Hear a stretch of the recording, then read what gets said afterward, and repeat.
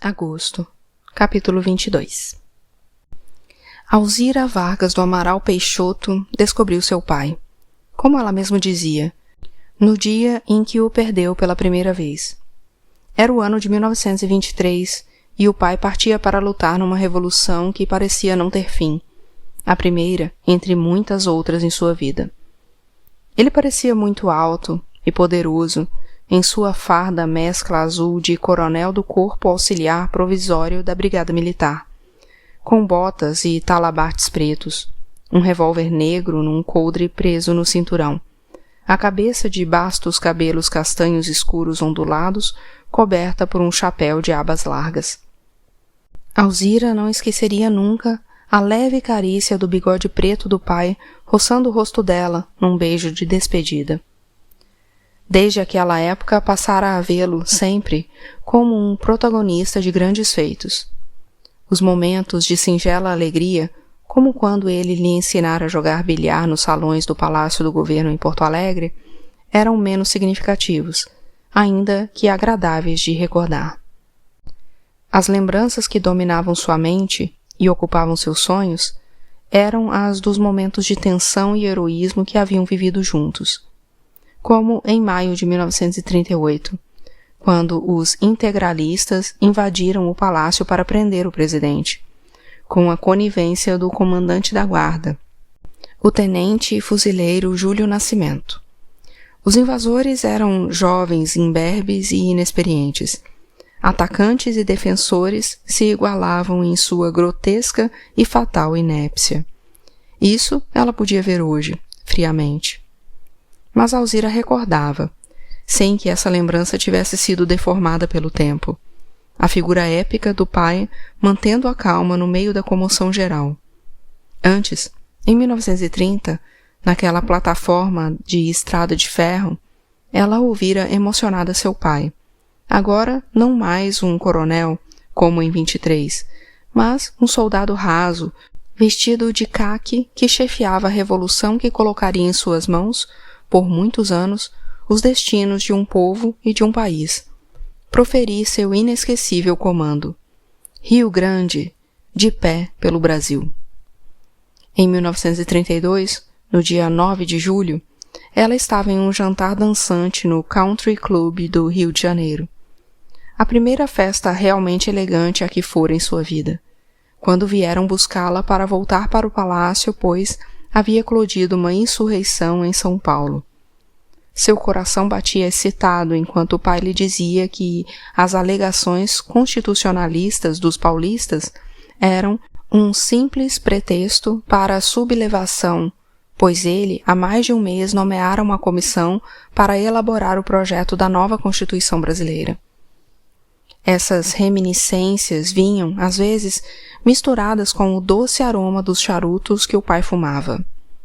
Ah, como ela sofrera naquele 27 de novembro de 1935, ausente do Brasil e não podendo estar ao lado do pai, comandando a resistência dos rebeldes no Campo dos Afonsos ou no 3º Regimento de Infantaria, quando os comunistas, com sua revolta, engendraram uma insensata comédia de erros sangrenta, idêntica à que os integralistas repetiriam 3 anos mais tarde. Ela jurara que nunca mais abandonaria seu pai. Na traição de 45, estava ao seu lado, derrotado. Ele mantivera a coragem, exilado em seu próprio país.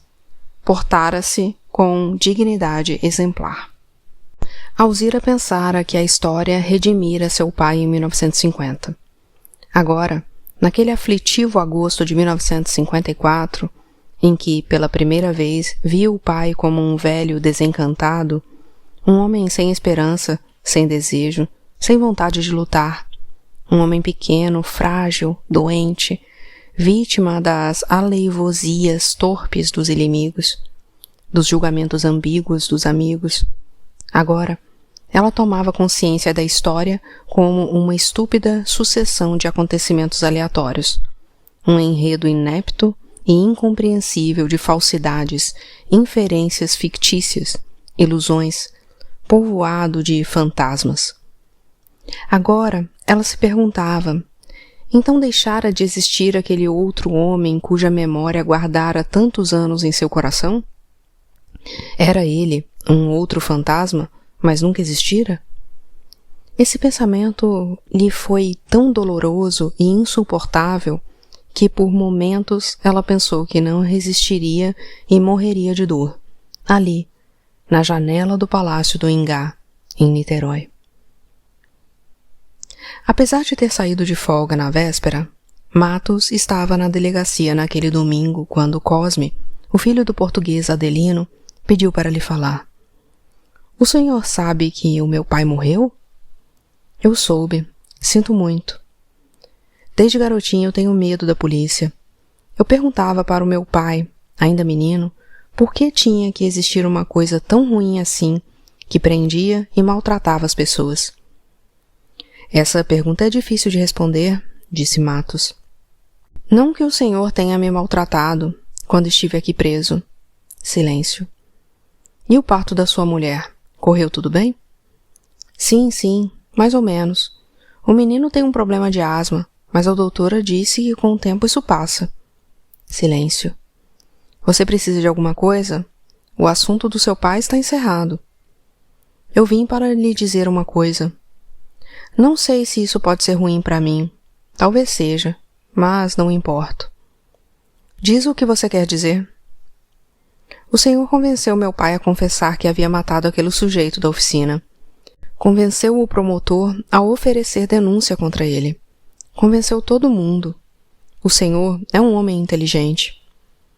Fiz o que tinha que ser feito, procurar a verdade. Sinto muito pela morte do seu pai. A verdade? Quer saber a verdade? Matos colocou um Pepsamar na boca, mastigou. Sim, quero saber a verdade. Quem matou aquele sujeito fui eu mesmo. Seu pai confessou. O senhor forçou ele a confessar. E eu, minha mãe e minha mulher, todos nós acabamos acreditando, iludidos pelo nosso egoísmo, que era melhor o pai dizer que era o culpado, porque, sendo velho, seria absolvido mais facilmente do que eu. Acreditamos porque era melhor para nós. Eu podia ficar perto do meu filho e da minha mulher, podia tomar conta, melhor do que ele, da oficina e do laranjal. Meu pai era um velho, e nós, os moços, achamos que os velhos não precisam de nada. Já viveram tudo o que tinham de viver. Então, nós todos resolvemos deixar que o pai se sacrificasse por mim. Silêncio. O senhor matou o meu pai. Eu matei o meu pai. Minha mulher, minha mãe mataram o meu pai. Ele era um português velho que não sabia fingir ser o que não era, um assassino, mesmo que fosse para proteger o seu filho. Agora é tarde. As coisas nunca são como são. Assim é a vida. Eu quero que o senhor me prenda. O caso está encerrado. Me prenda. Matos agarrou Cosme pelos braços e arrastou-o como a um boneco dentro do gabinete. O estômago do comissário ardia. Jogou o corpo do frágil rapaz de encontro à parede. Ouça, seu besta. Eu não posso e não quero prender você por esse crime. Não posso aliviar sua consciência, nem a da sua mulher, nem a da sua mãe. Não seja estúpido. Não há nada mais a fazer. Saia daqui e não volte. Não quero ver a sua cara nunca mais. Viva com essa lembrança horrível pelo resto da sua vida, como eu também terei que viver com ela. Doutor. Fora, fora. Matos, sempre agarrando o Cosme pelos braços, levou-o até a porta do gabinete, empurrando-o com violência para o corredor, por onde o arrastou até a porta da rua. Numa reunião que durou 12 horas, todos os brigadeiros do ar presentes na capital decidiram por unanimidade que somente a renúncia do presidente Vargas seria capaz de restaurar a tranquilidade ao país. A reunião foi interrompida 2 vezes, para que o brigadeiro Eduardo Gomes comunicasse aos demais ministros militares a decisão da Assembleia de lançar uma proclamação exigindo a renúncia de Vargas, para que Eduardo Gomes tentasse conseguir o apoio do Marechal Mascarenhas de Moraes, cuja lealdade a Vargas era notória. A reunião se realizou num clima de exaltação, criado pelos oficiais de menor patente. A redação do comunicado fora extremamente difícil. De um lado, os jovens oficiais exigiam, em intervenções coléricas, que a nota acusasse frontalmente o presidente como culpado da morte do Major Vaz e exigisse a sua renúncia. Se não renunciasse, que fosse deposto pelas armas. Do outro lado, os brigadeiros, mais prudentes e com um sentido mais agudo de disciplina e hierarquia, não queriam que a nota pudesse ser caracterizada como subversiva. Não fosse a presença do brigadeiro Eduardo Gomes e os oficiais jovens teriam se insubordinado e feito prevalecer o seu ponto de vista. O brigadeiro Eduardo Gomes ponderou que uma luta entre camaradas, naquele momento, só beneficiaria o inimigo comum. Pediu aos jovens oficiais que confiassem nos seus chefes, aqueles chefes ali presentes, entre os quais não se incluía o ministro da Aeronáutica, Epaminondas. Para ir à residência do Marechal Mascarenhas de Moraes comunicar a decisão da Assembleia de Militares, em reunião permanente no Clube da Aeronáutica, aguardando o resultado das gestões do líder, Eduardo Gomes fez-se acompanhar do brigadeiro Iva Carpenter e dos generais Juarez Távora, Fiuza de Castro e Carombert. Eduardo Gomes tentava, ao levar com ele importantes generais do Exército, conseguir o apoio do chefe do EMFA. Mais uma vez, o Marechal convocou o general Humberto Castelo Branco para assessorá-lo. Após ouvir os visitantes, o Marechal afirmou que, embora julgasse a renúncia uma solução digna, não admitia, de forma alguma, sua imposição ao presidente da República. A atitude do Marechal decepcionou os generais e brigadeiros. Todavia, como a reação do Marechal não fora de repúdio violento às sondagens subversivas que lhe haviam feito, os aliciadores saíram da casa do Marechal acreditando que, no caso de um golpe militar, o Marechal não lutaria contra os seus colegas de farda. Como um bom cumpridor dos regulamentos, Mascarenhas de Moraes relatou ao ministro Zenóbio, quando conseguiu encontrá-lo, o que estava ocorrendo. A situação é grave, muito grave, dissera Zenóbio. Às 7 da noite, o chefe do EMFA foi ao Palácio do Catete, onde repetiu para o presidente o encontro que tivera em sua residência. Não renunciarei. Fui eleito pelo povo e não posso sair enxotado pelas Forças Armadas. Só sairei daqui morto, disse o presidente. O Marechal percebeu, preocupado, na voz do amigo, mais do que desafio, tristeza e desgosto. Eduardo Gomes teve dificuldade para se encontrar com o ministro da Guerra. Zenóbio fora almoçar e assistir corridas de cavalo no hipódromo do Jockey Clube Brasileiro, na Gávea. O brigadeiro só conseguiu se avistar com o ministro, na residência deste, às 5 da tarde. O exército não permitirá a subversão da ordem, disse Zenóbio rispidamente. Ministro, não estou falando em subversão da ordem. Vim avisá-lo de que, se o presidente não renunciar, haverá uma guerra civil, respondeu Eduardo Gomes. Consulte seus generais e saberá, se é que já não sabe, que os nossos camaradas do Exército, assim como os da Marinha, comungam do mesmo sentimento de revolta dos seus companheiros da Aeronáutica. Ainda naquele dia, Zenóbio conferenciou, em sua residência, que se transformara no seu quartel-general com o brigadeiro Epaminondas, ministro da Aeronáutica, que já fora informado, por Eduardo Gomes, dos rumos da reunião do Clube da Aeronáutica.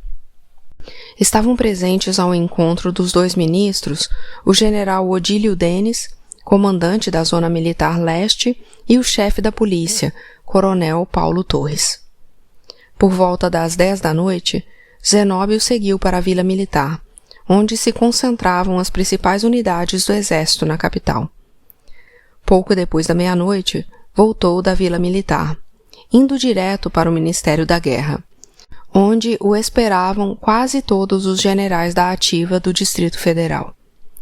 Um comunicado foi emitido dizendo que as Forças Armadas estavam unidas na defesa da lei e da Constituição e que todas as medidas já haviam sido tomadas para impedir que a ordem fosse subvertida. Partisse de onde partisse o sinal para a violação do regime.